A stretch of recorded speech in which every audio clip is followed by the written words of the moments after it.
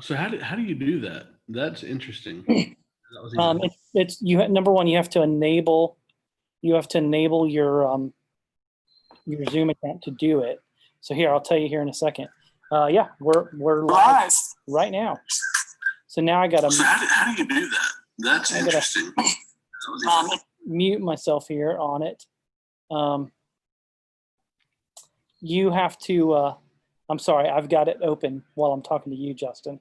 You have to enable your Zoom account to go live, and then basically,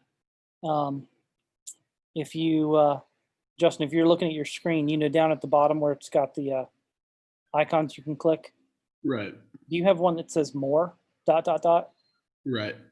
Click on that. See what it shows you. Oh well, actually, I don't. I have security, participants, chat. Participants, chat, share screen, record reactions. Okay. Yeah. So when you enable your account, I've got one that says more, and when I click on more, it says stop live stream or live stream to YouTube. So basically, we're doing a Zoom call live to YouTube. It's pretty cool how it works out. It works out good, and we've already got 3 devices on here with us, and they're the early birds. I have no clue who's watching this at all. Then no, you don't. And so I have to kind of keep multiple screens on, so that I can kind of see if anybody's asking any questions or giving any updates, you know, stuff like that. So Dan is usually on with me. He's not going to be on tonight since it's just you and I. Oh well, I quit then. That was the manager. Oh man. See ya. So I'm doing double duty. You're gonna have to talk more tonight, so I can type in the comment section. Well, there might be some long, uncomfortable silences then.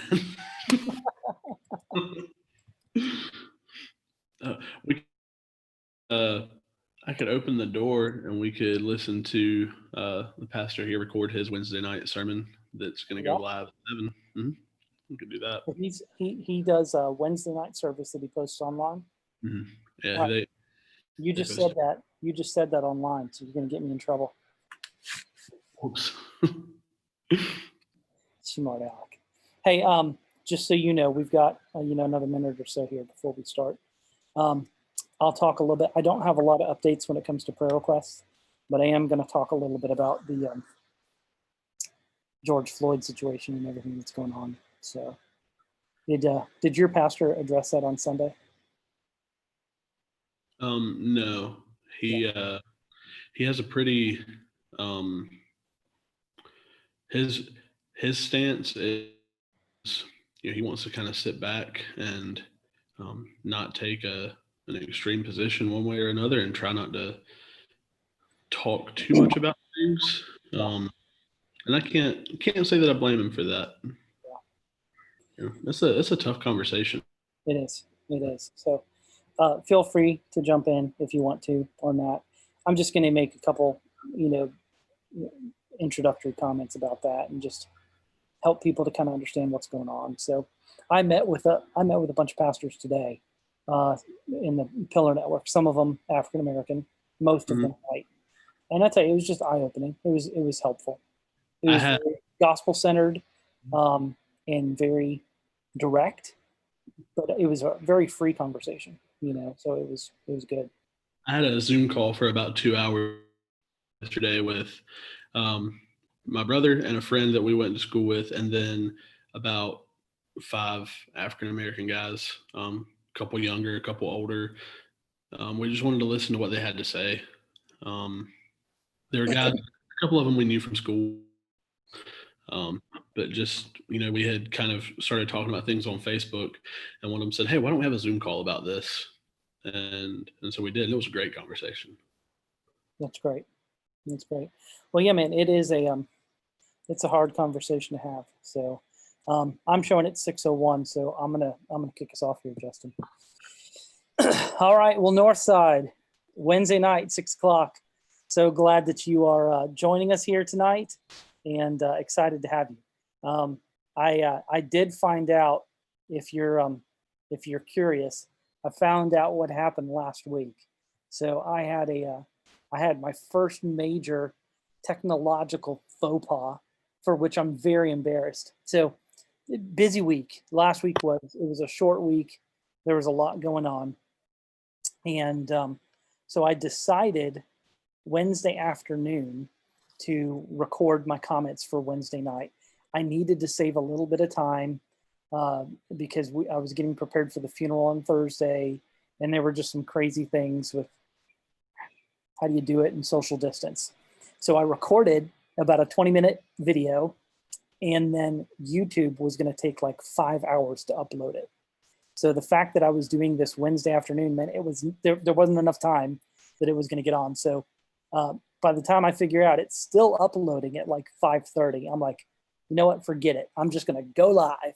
And so I go live, and I'm having a good time. I think I'm talking to people, and I get done about 20 minutes, and I get done and I close it out and I do everything. And while I'm doing it, I'm actually watching it on YouTube. So I know I'm going live. It's happening. And all of a sudden, like, Dan is calling me. He's like, "Are you all right?" I'm like, "Yeah, man, I'm here in the office doing the live stream." He's like, "There's no live stream," and people are wondering what's going on. And I'm like, "Oh my goodness." So he's calling my wife. And because I'm live streaming, I don't have my phone on. And so like everybody is thinking like something really bad has happened to me. And they're denying that there's a live stream. And I'm like, doggone it, I know there's a live stream because I just did it. Like I saw it on this other screen. It's saved to my personal Gmail account. I didn't even know I had a YouTube channel attached to my account. So I did it. It just ended up like going to my personal account instead of to the Northside account. And I didn't figure it out until 5:00 p.m. today. So, oh, listen, if you, yeah, it is what it is. I'm embarrassed by that, but lo and behold, we're here. It's Wednesday night, and I'm checking out the comments here. I can see there's a couple of you on here with us. So grateful to have you. And for a lot of you, I saw you Thursday under certainly not ideal conditions, but man, what a privilege to kind of see people. There is, I said this last week. You guys wouldn't have seen it, but doing church this way is not fun. It's just not fun. Preaching to a camera stinks. I hate it. It's just not fun. But I will tell you this, and I'm sure I don't know that Larry Gregory's on here yet, but if he was, he would certainly zing me, because I was convinced that my sermon on Sunday was going to be 45 minutes. I practiced it, and I had a lot of content. I was absolutely convinced it's going to be 45 minutes. So whatever I think it's going to be, I typically add 5 minutes, and I'm usually pretty close to plus 2 or 3 minutes. So I go to the sanctuary, we record it. And the main reason we're recording it right now is we can do some more of the fancy stuff when it comes to putting lyrics under the songs or putting the sermon notes on the screen. We can't do that live. But the good news is the finance committee authorized the purchase of some live stream equipment. We purchased it on Monday. It's being assembled, and we're waiting to hear kind of when the shipping date is. So we're excited about that, because we're going to be able to do all kinds of stuff with the system that's there. I can't even tell you what I think it's going to be able to do, but kind of the quality that you've seen over the last couple of weeks with us recording, I think the quality is going to go up. And then being able to include the lyrics and just being able to do all of that seamlessly and to have good speed so that there's no buffering will be a big deal. But man, so I preach. I go in and I preach and I record it, and lo and behold, it's 34 minutes and 38 seconds on the dot. So I think preaching to a camera, because there's no interaction with people, I think I actually preach shorter. So don't hold me to that. That's not a promise. but I think that that is potentially a reality. On the prayer request front, I don't have a lot of updates for you. We've just not had things that have come into the office that we're aware of. Those things that we mentioned on Sunday would still be active, so certainly continuing to pray for Linda as she kind of adjusts to what life looks like, all of us are doing that to a certain degree when it comes to just the craziness with coronavirus and starting to get back to normal, whatever that means, and businesses beginning to open up. But when you lose a spouse, that's really something. And so your communications with her, no matter how big or how small, you just need to know that those matter. And it's always good to know that you're on someone's mind. And so do that, make sure that you're connecting with her.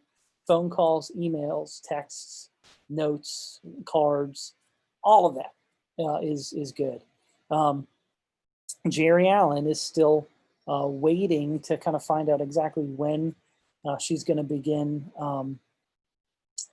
radiation treatment.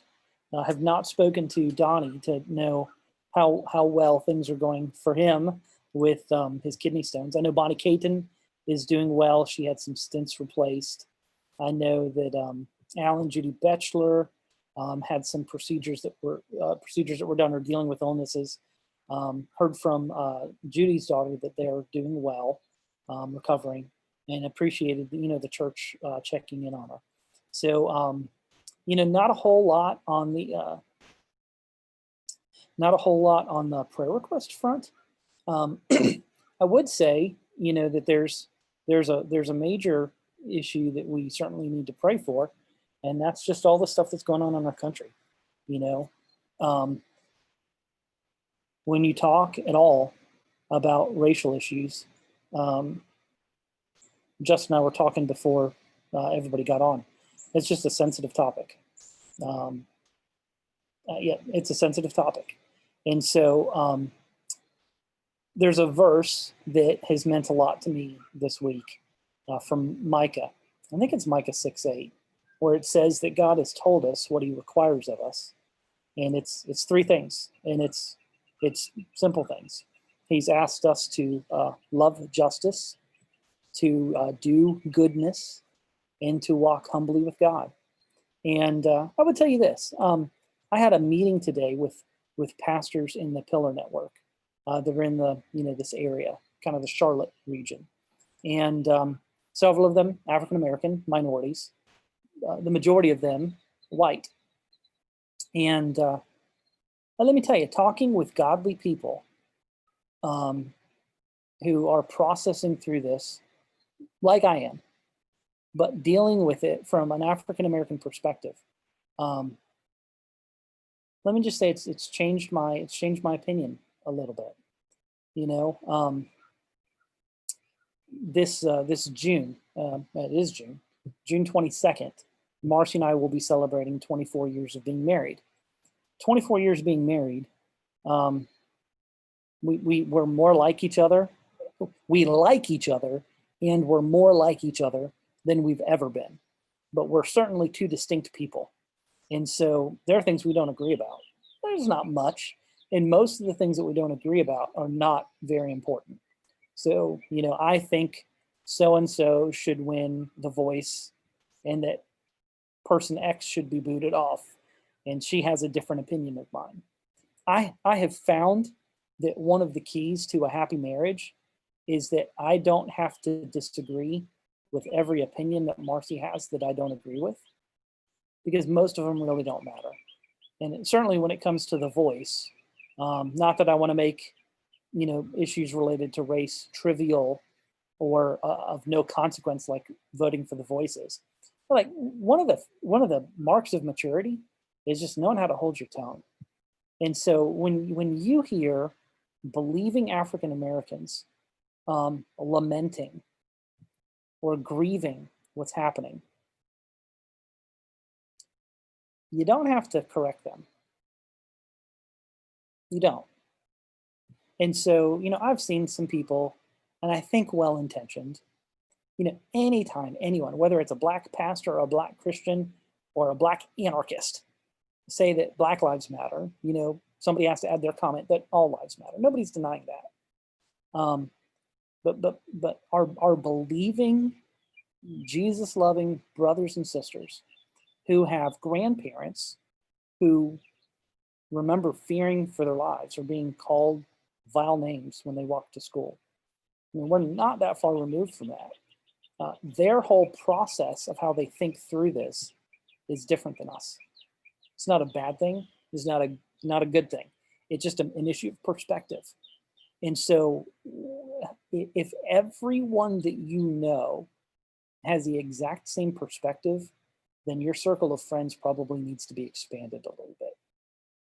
I mean, like if all you do is hang out with Clemson fans, there's a whole big world out there of people who don't love your team, who are good people, if you're a USC fan, like, listen, we just draw our circles too small. And so when we think about being humble and we think about loving justice and doing what is right and walking with God, listen, guys, there are not many issues that our country we're manifesting some things, good, bad, and ugly, that we're not doing well all across the board. And so, my mom always used to say, my grandma always used to say, 2 wrongs don't make a right. Do not do anything wrong in this time. People's emotions are already raw. And listen, maybe this is a real hot button topic for you. As a white believer, just understand that our black brothers and sisters have a very different experience. And if Jesus has said that all men will know that we are his disciples by the opinions that we give, then you're probably in good shape, but that's not what Jesus said. He said that all men will know we are his disciples by the love that we have for one another. And that doesn't just mean the one another's who happen to be Clemson fans, the one another's who happen to be Republicans, the one another's who happen to be whatever your special interest group is. And so, church, listen, we need to pray. This crisis didn't come out of a vacuum. And listen, one of the things that makes me even more angry is how this has been politicized. I mean, just being candid. I'm kind of talking off the cuff, no script. Like, it's not about the guy that died anymore, So like they're saying white supremacists are involved, Antifa's involved, the Democratic Party's involved, George Soros is involved. Everybody is using this poor man's death for their own purposes. And like, if I was this guy's family, I would be so upset that people are manipulating this and doing something with it, and nobody really cares about George Floyd. And so, listen, there's an investigation that needs to be done. It sure looks like a bunch of junk kind of happened for this guy. He shouldn't have died the way that he did. Glad that there have been charges that have been brought against the cop, supportive of the cops. But man, there's a bad apple in every bunch. And, the full extent of the law, this officer needs to be prosecuted. But at the same time, we need to express love for cops. I think they're feeling especially targeted. And man, we especially need to do whatever we can to show love to our African-American community, our friends. One of the things that's interesting is all of this racial strife that is happening. It's just odd, like you passing people in the supermarket kind of going, all right, what's going on here? And so I was driving home the other day and had one of the kids with me. And, I'm sensitive to the situation. I mean, I have a heart. It beats. I bleed blood. And I saw an older African-American lady who had to be a grandmother with, probably a middle-aged woman, I'm guessing it was her daughter, and a younger lady who looked to be maybe a teenage daughter. And it completely shredded a tire. They're on the side of the road, right over by the District 3 Stadium. And nobody's there. They're just kind of pulled over on the side of the road. And I drive by, and like the minute I pass them, it's like there's just conviction. Holy Spirit's all over me. Go help them. And I'm looking at my watch, and I'm late. And I'm like, oh man, nope, I need to do it. So I turn around and pull into the stadium and come back around, and it's right there, kind of at the circle. And about the time I pull up, 2 other guys in pickup trucks with all kinds of tools pull up. We get the lady's tire changed quickly. And it's interesting to watch how your kids respond to something like that when they're watching the news and all they're seeing is racial tension. And here's 3 white guys that stop on the side of the road to help an African-American grandmother whose cars broke down. And I just go, there are little ways that we can't change our nation, but we can change someone's day. And so my challenge to you this week would just be, I mean, I dare you.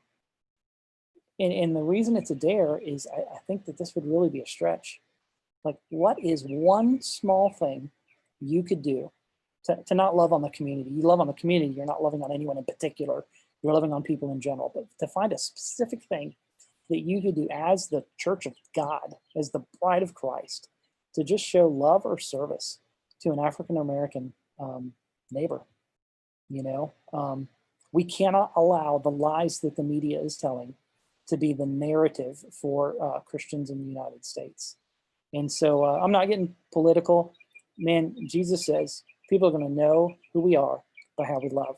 And I think the worse things get in our country, man, the more important it is for us to just do the right thing. We're not condoning anything. We're not endorsing anything. What we endorse is the words of our Lord, who says we are to be lovers first. And I mean, he puts that in the category of loving God with all our heart, soul, mind, and strength. And the second command, love your neighbor as yourself. And so there's all kinds of people that are hurting. We need to pray for the president to make wise decisions.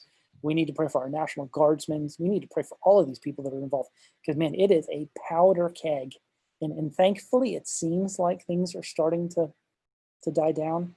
But there are all kinds of people that have co-opted this terrible situation in and of itself and are now using it for other nefarious kind of issues. And we need to pray for the cause of God and for justice and for righteousness to prevail. So I'll throw that out there. I hope that you receive it how it's intended. I think any man of God has got to say something about this issue, and it's a tragedy. There is no way, even when you're talking about an officer of the law, that he is judge, jury, and executioner, and that's just not the way that it's supposed to be. We're for due process, and there's a lot of people that are hurting. And there's a lot of foolishness that's going on out there. So let's call a spade a spade. There's a lot of just dumb stuff that's happening. And so there's nothing that dispels darkness more than light. And I think as we love, we shine. As we love, we shine the light of Christ. So I want us to do that, church. I want us to do that. If you guys are aware of other prayer requests, it would be very helpful if you either put that on the comments, or you emailed, or you send it into the church office in some way, because we want to make sure that we're kind of keeping people informed about what's going on. Tonight, we're going to do something different with the roundtable.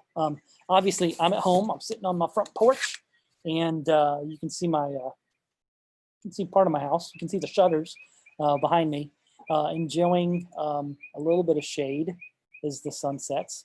But right before all of this coronavirus craziness hit, something happened to someone in our congregation. It's a really good thing. I'm sad personally because of just kind of the personal loss that I feel. But Justin Dutton was called to serve a church in Liberty, South Carolina. And so here's one of the things that I think is just really kind of crazy about where we've found ourselves over the last couple of weeks is if you were with us in church in January, February, maybe the early part of March, you would have seen Justin and Hannah with us. And when we gather again in person, Justin and Hannah will not be with us. And Justin and I have had some great time to spend together, just talking about ministry and his aspirations for this. And it's been an interesting relationship over the last couple of years. But wanted a chance for you guys to hear from him a little bit tonight about this new chapter in his life. So I know that you guys will pray for and encourage him, but wanted to interview him tonight and give the chance for you to hear a little bit of his story. So Justin, you want to say hi? Hey, everybody. I'm just glad I have the chance to kind of address you guys. Northside was our church for, a couple years there. And coming to Northside was a big part in the reason that I realized that I did have a call to ministry and the relationship I had with Scott. So when he mentioned this as an opportunity, I was excited to come on and be able to talk with you guys. Yeah, and Justin did a variety of different things, kind of in an unpaid variety, served as an intern, and has done some stuff with our student ministry, with our college ministry. Taught on Wednesday nights a couple times for me, kind of filling in if I was out of town or doing some things like that. And so absolutely love Justin. Justin's been a dear brother. And that's the thing that I hate the most. I'm so grateful for God's call on his life, and I'm excited about the next chapter. But there's just this kind of process that happens that people who have the same heart for the same things typically don't get to stay in the room together for a very long time, because there's other assignments that God has for them. That is the blessing, and I don't want to say the curse. That's the blessing and the additional blessing, but it's kind of a sad blessing that you don't get to continue to work together. So, Justin, what I wanted to do here tonight a little bit is, one of the things that's crazy about doing a recording like this and a live stream like this is we may end up having 200 people from our church and from the community that watch this. And so, we have no idea what the reach is. So if you had to give us a kind of I don't want to get into your testimony so much, but if you kind of gave us kind of before the testimony, a little bit about your background, like where did you grow up? Tell us a little bit about your family. Let's kind of keep it brief. We don't need the 800-page biography, but if you were going to talk just a little bit about kind of your growing up years, what your family life was like, and just that kind of stuff. How would you talk about that? Sure. You don't have to worry about the 800-page. I'm a man of few words often. So I grew up in Lancaster. I have 2 awesome parents. I grew up in a wonderful 2-parent home with a younger brother. Yeah, that was basically it. Lancaster doesn't have a ton to offer. We did grow up in the church. We went to Covenant Baptist down in Lancaster. Yeah. You involved in the same church all your life? Oh yeah. From the time I can remember, my mom was the church hostess. My dad, both my parents were involved in the children's ministry, like volunteering. My brother say one time, if the doors were open, we were at church, and that's pretty true. How would you describe the church that you grew up in? Big, small, medium, rural, city, young, old? For Lancaster standards, pretty large. It's my first real memory in church was at that church, and it was when that church was kind of in its infancy as well. It broke off from First Baptist in Lancaster, and then quickly became, I believe it was the largest in Lancaster. Okay. So what was growing up in a Christian home? You kind of knew the Bible, maybe even really knew the gospel well. What's the story of how you came to faith in Christ? So I don't know if I would say I knew the Bible. I knew Bible stories. And I knew that, those kind of led to Jesus, I guess. But none of it had any kind of cohesive meaning. Okay, cool. You've got Daniel and the lions. And what does that mean to me? It didn't mean anything. And it wasn't long, before I got into high school and realized, hey, there's a way that my church leaders tell me I have to live, and there's a way that I can choose to live. And one seems like it's going to be a whole lot more fun. And so I didn't necessarily want a ton to do with actually living that Christian life. I was still involved at church. I didn't want to embarrass my parents or family or anything like that. But it wasn't until I was a little bit older and working at a Christian camp, actually, and I saw what real believers had and the joy that was in them, that I realized I was missing something. And it kind of led me to have the conversation of, I'm not a Christian, and I clearly see what a Christian can be and what a Christian should be, and that's what I want. Let me ask you a follow-up question here. So was there, just because I don't remember, I know we've talked about this before, had you made a profession of, so you're working at the camp, how old were you? Yeah, at the camp, I turned 20 that summer working at the camp. Okay, so this is kind of college age. Yeah. Okay. Before that, had you made any kind of profession of faith? Was there any kind of, religious ritual? Had you been baptized beforehand? So like when you're 20 and you feel like the blinders come off and you understand it, had you thought you were a Christian before then? Yeah, so I walked the aisle when I was, I don't know, 7, 8. I can't remember exactly.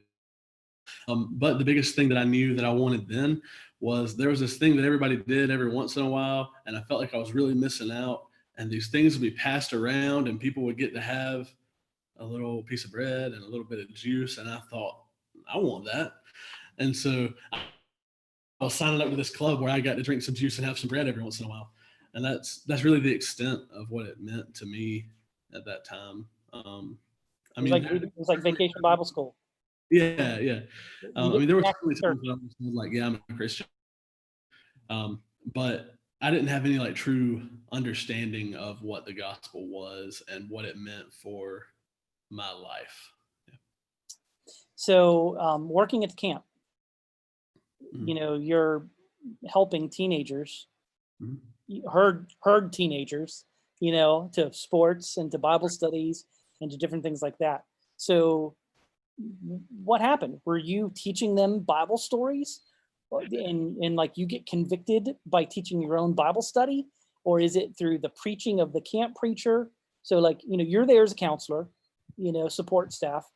What happens? I know you said you kind of saw the joy in other people's lives, but like, what was the point of conviction for you? Like, is there a particular point in time that you go, good grief, I've got the certificate, but it doesn't, I don't own it. Like, it's not me.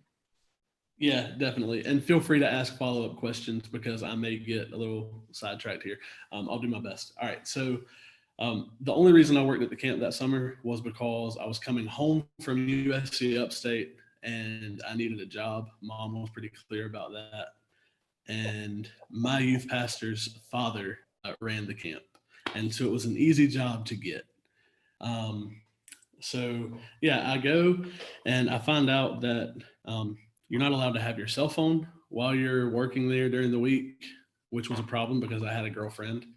And I thought that was a problem. So yeah, I go in and I would say that I still probably had this belief that somewhere deep down I'm a Christian. I just don't want to act like it right now. And it was going into, let me back up. So I'm a counselor at the camp. Yes, I'm teaching about Jesus and what it is to be a Christian and how to, live that life. And the whole time I am kind of thinking, well, this is kind of silly because I'm not living it. At the camp, I was breaking rules. I would not turn my cell phone in. I would find times to, call the girlfriend, basically find ways to get out of that camp environment. I think the moment that it really hit, and this is the point that I look back to, there was a weekend where all the counselors stayed at camp, and it was supposed to be a fun weekend. And we're all sitting around the kitchen table that Friday night. And one of the guys just kind of looked at me, and his name was Hunter. And he was like, dude, are you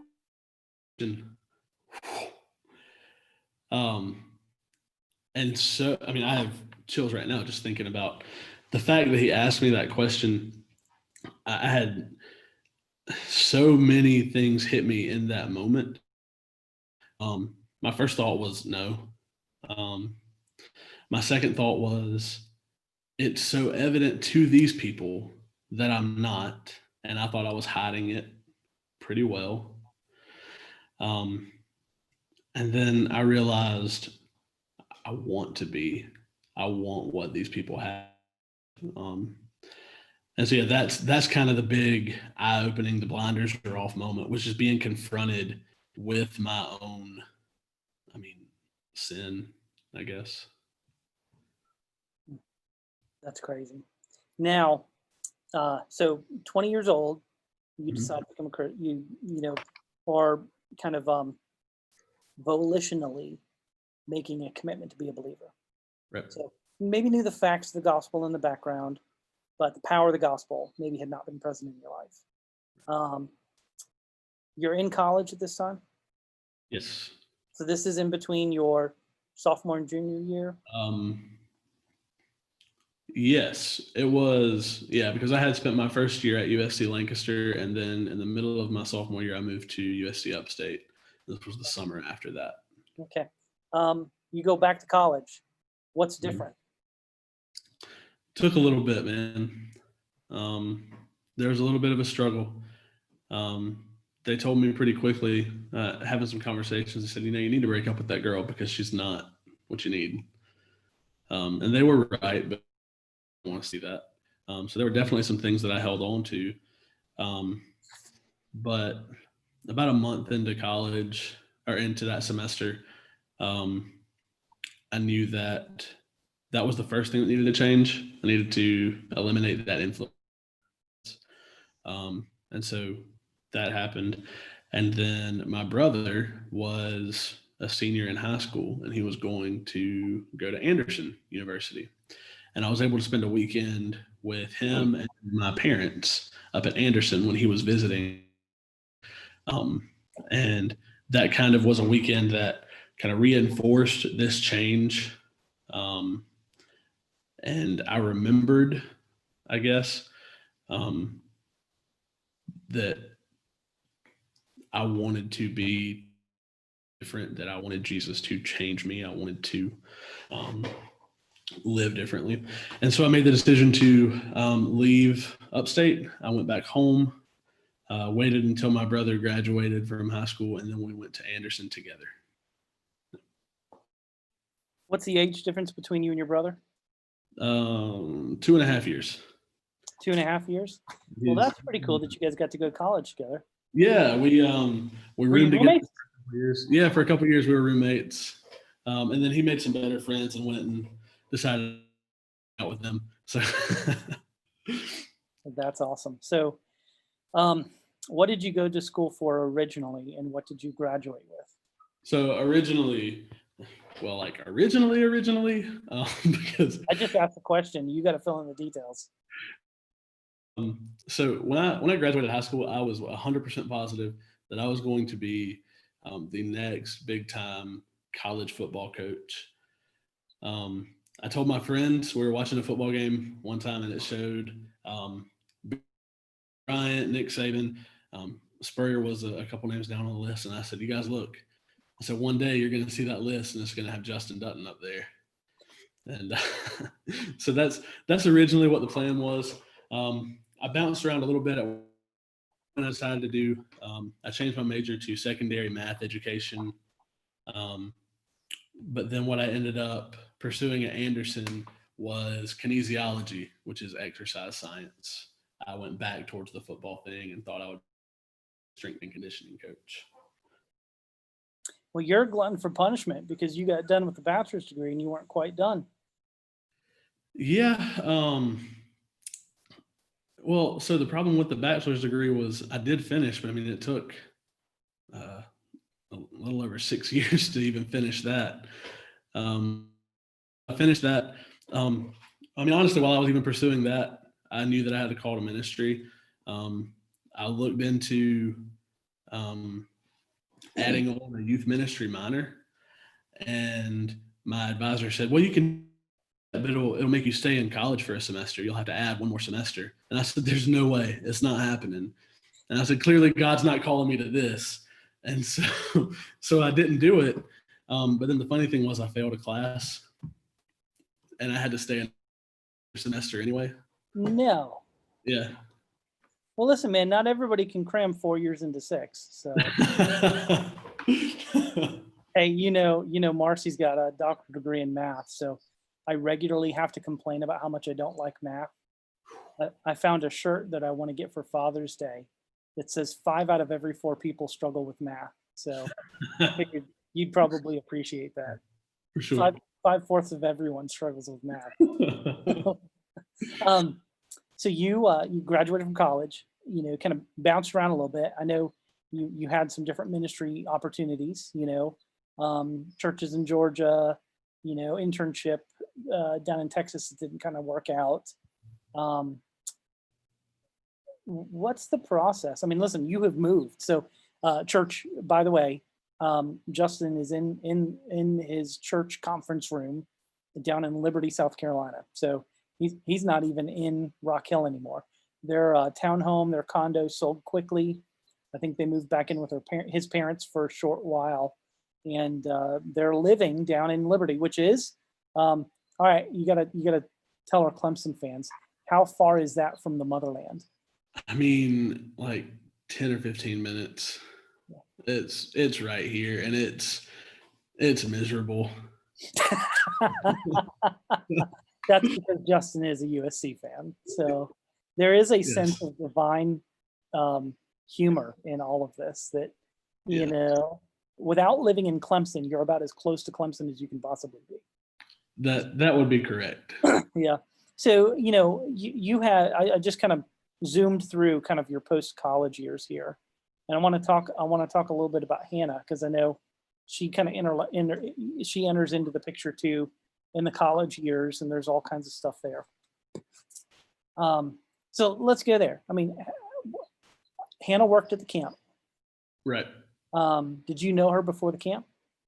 No. So the first summer that I worked at the camp, that's a funny story. The first summer I worked at the camp, there was a guy he was on the work crew. So he just like does the cut and things like that.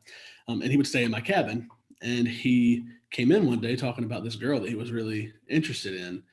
And he told me all about this girl and how he wanted to start dating her. And sure enough, he did. And he would just tell me all about, a little bit about their conversations and things like that. And, we're dating now. And so I did not necessarily know at the time, but he was telling me about my future wife. So I knew who Hannah was for a good little while.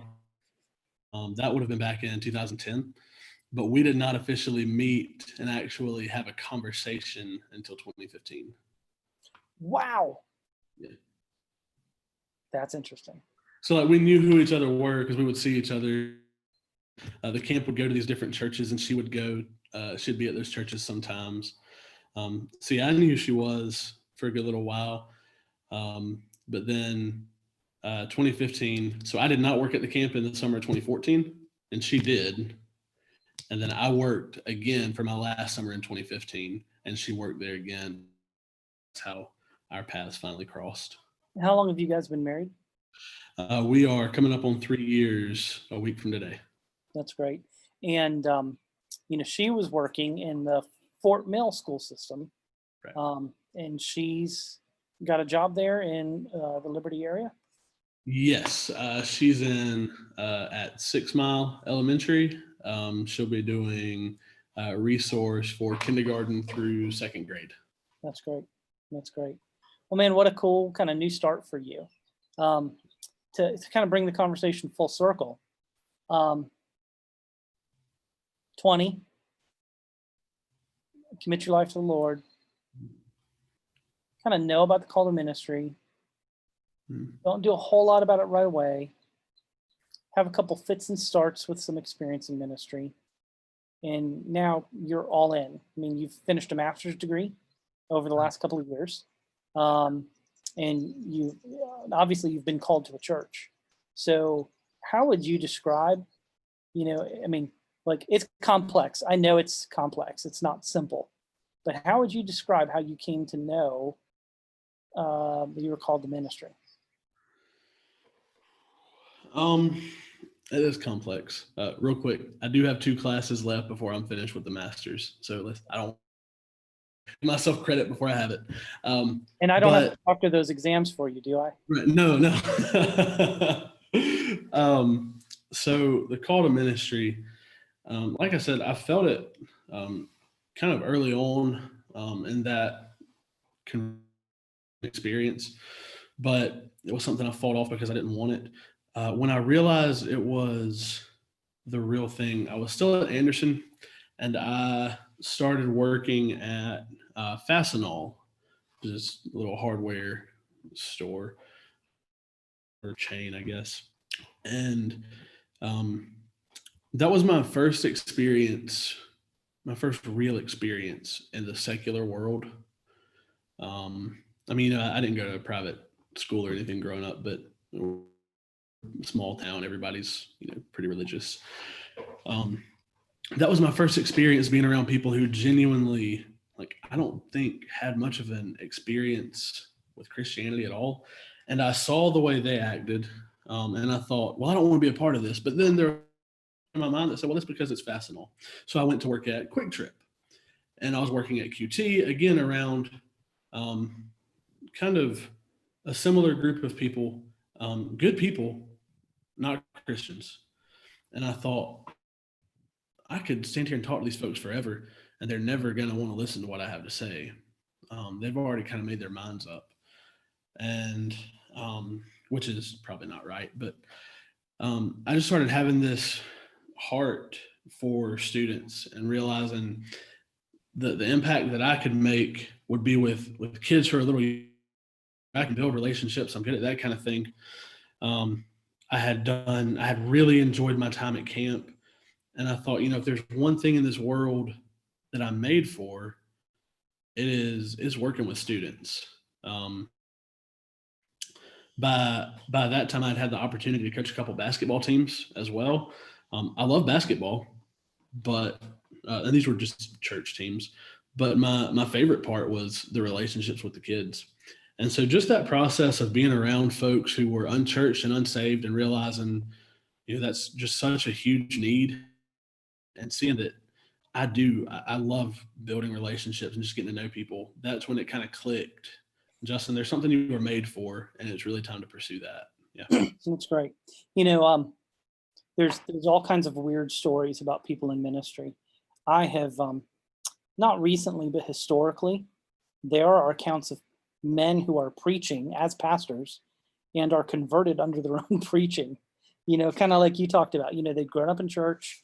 They kind of had all the religious credentials, thought that they had the right experience. But then just, at some point in time, God just kind of slaps them with the Holy Spirit and just says, wake up, like realize the facade. So, it's important to be converted. That's kind of a prerequisite. And I think you and I even talked about this. I'll use a little acronym. It's 4 letters, CALL, call. How do you know that you have a call? The first thing is confirmation.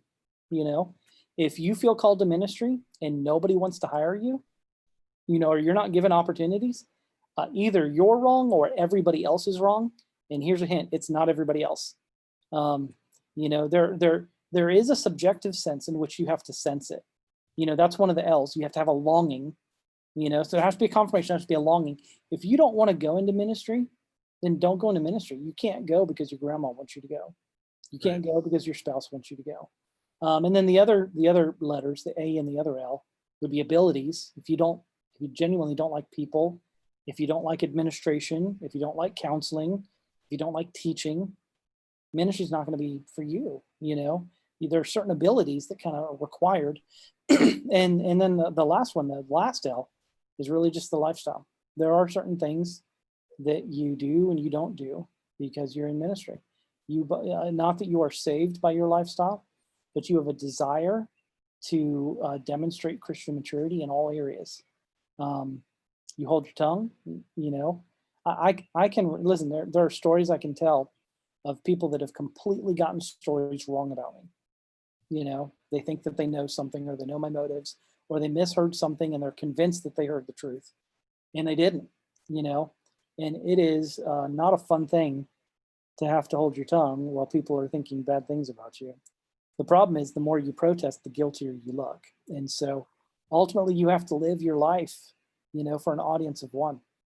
And at the end of the day, if you know that you've honored God, that's the most important thing. There's all kinds of lifestyle issues. There are things that I feel like I would have the freedom to participate in that I don't, because I'm a leader in a church, and and I'm glad to sacrifice those things because I know I'm doing what God wants me to do.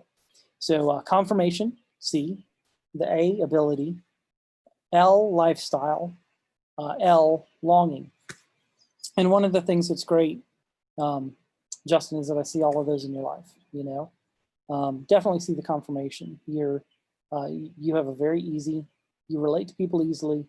You've been given opportunity, you have desired and you've taken opportunities that have been given to you. You definitely have the abilities, the lifestyle and the longing is there. It's just a cool thing, and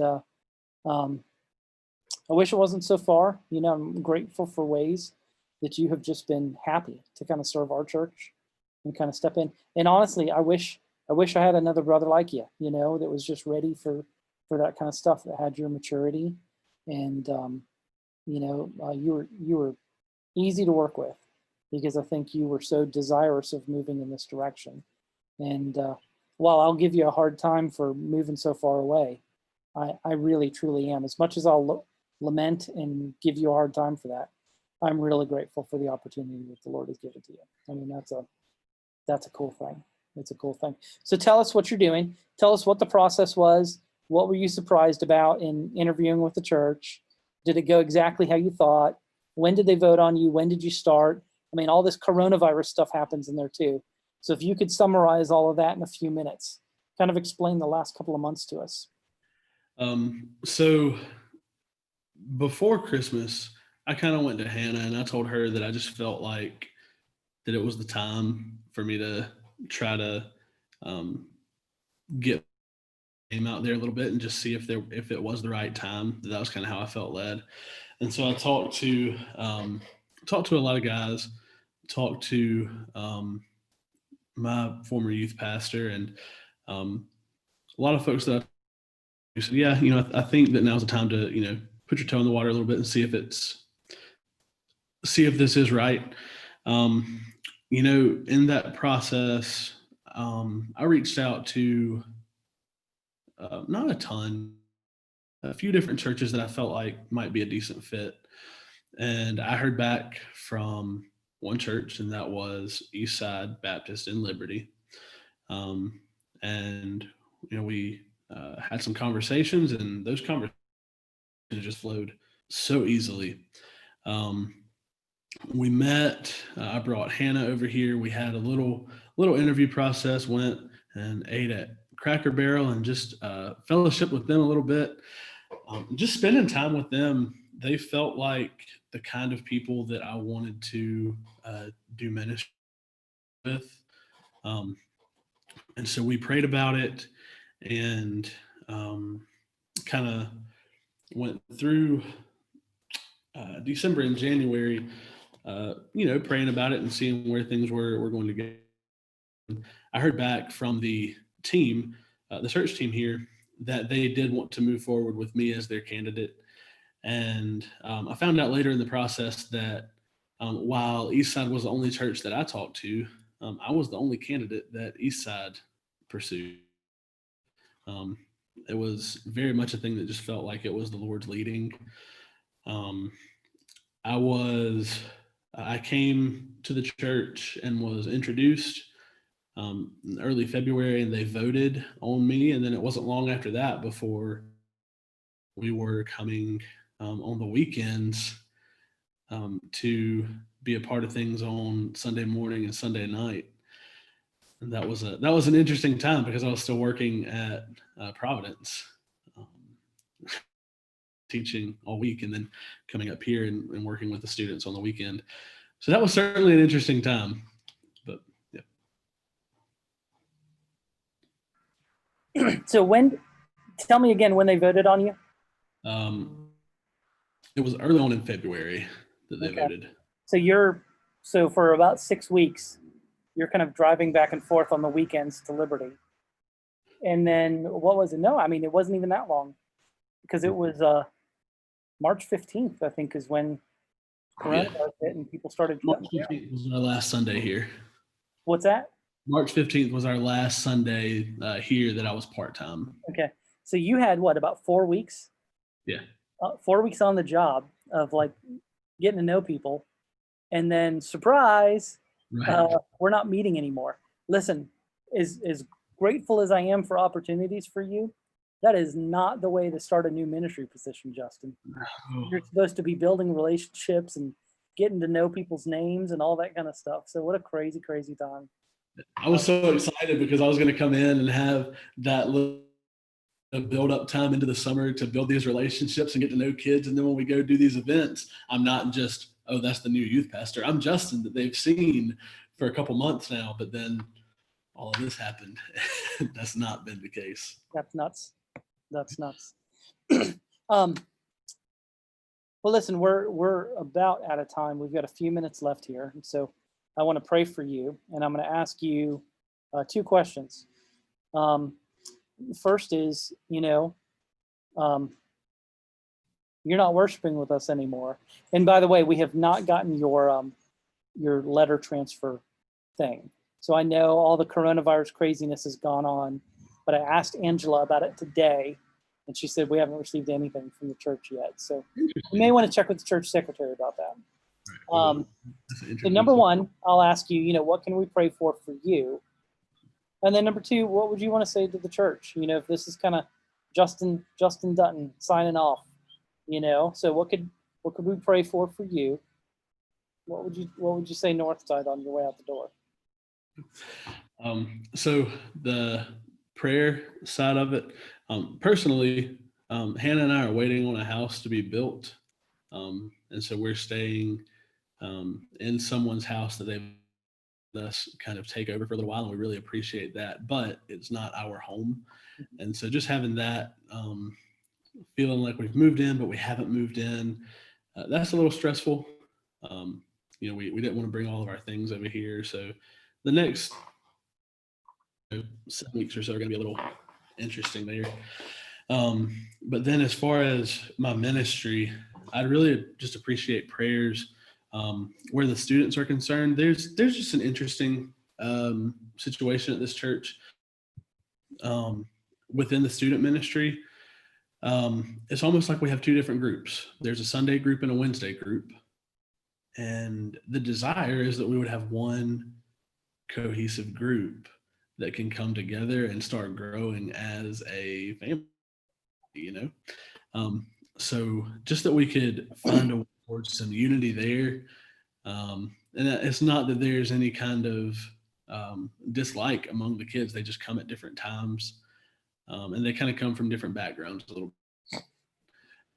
So if we could start building towards that, I mean, that's a huge prayer request that we have, a huge need for our student ministry here. That's great. That's great. Hey, if people wanted to drop you a note to encourage you, would you mind if I shared your email address? No, that's fine. All right, I'm putting a note here. This is the challenge with live streaming. Well, while you're doing that, I didn't address the church, so I'll do that real quick. North side, you guys welcomed me and Hannah. We had opportunities.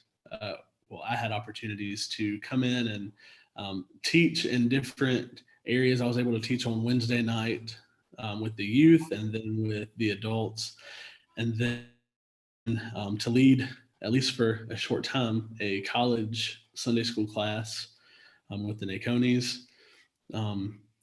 You guys really just gave me so many opportunities to explore this while I was still trying to really, really verify this is what God had for me. And that was so important. Without those experiences, I don't know that I would have continued to have this hunger. You guys kind of stoked the fire, I guess. And that was huge for me. And I really appreciate that. That's good, man. That's a good word, and it's been fun here, over the last couple of years. God sent us a number of young men kind of thinking about ministry. And, in 2 out of the 3 cases, I think it's been very clear, because they're both in ministry positions, you and Alan. And I think for some other people, it's been clear that maybe church ministry is not the thing for them. And so I think to provide that safety net where we can love and appreciate people's gifts and give them the opportunity, but then give them a safety net so that they can figure out, all right, is God calling me to this?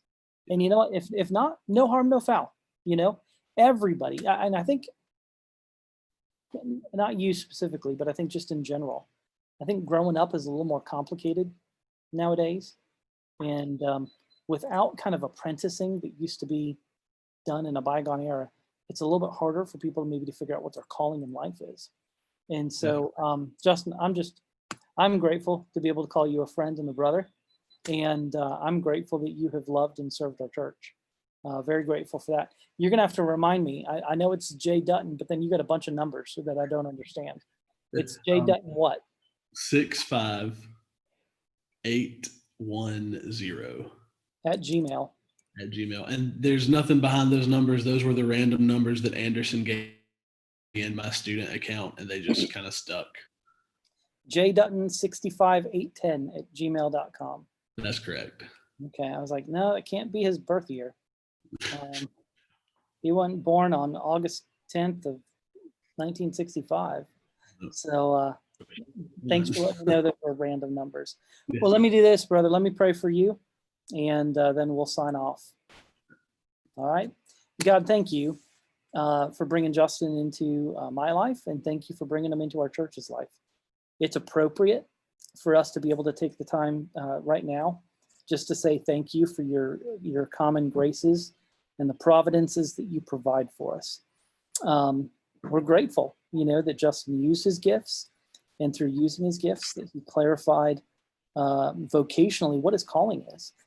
Father, that's a great thing to see a young man find his path and begin to just gain confidence and strength and just the ability to influence others.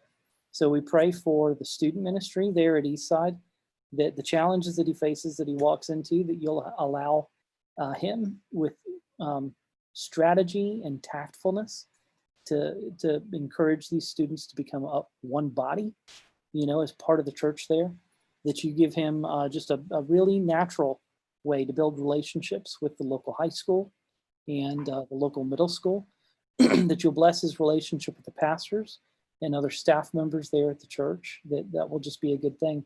And I know how much their heart is longing for their home as it's being built. We've got a couple weeks before that happens. So Father, just make their paths straight, make their way easy, and bless them. Thank you again for the privilege of being able to call him a friend and a brother. And we ask for your blessings on he and Hannah in Jesus' name. Amen. Amen. Thanks, Justin, God. thanks, brother. And listen, man, don't be a stranger. You find yourself, I know Hannah's got sisters in town. So you're in town, let's grab some coffee, go grab a burger. Let's do something like that. And if for some reason you find yourself in Liberty, I'm going to have to look on a map, just being honest, I know Clemson, I know that area. So, which by the way, you did get a shout out on our comments for being a Gamecocks fan. So was it Miss Debbie? Yes, it was. How did you know? It was, absolutely. Oh, that's awesome. You called it, man. Debbie Elvis. Yay, Justin. # go Gamecocks. So go Gamecocks. I love it, man. You gotta love it. Hey, listen, thank you for honoring me with for getting on here tonight. We talked about this last week, and I just thought, you know what? I mean, you're making the transition. You're moving.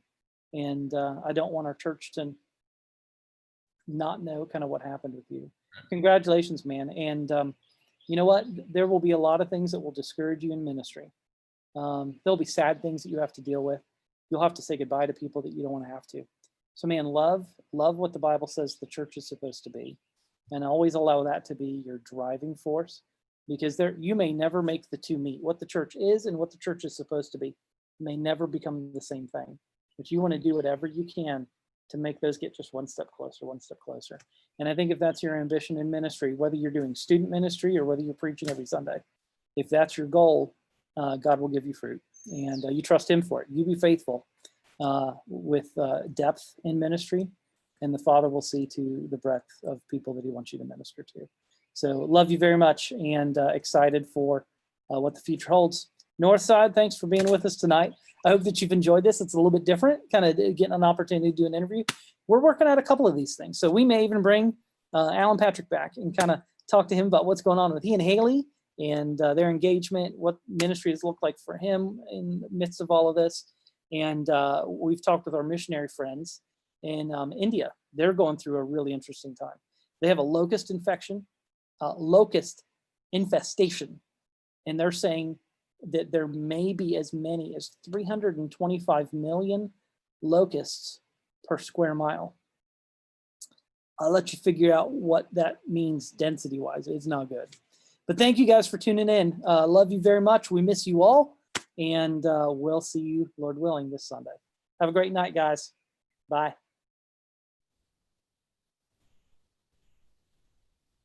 All right, Justin, let me see what I'm doing here. I'm going to end the live stream.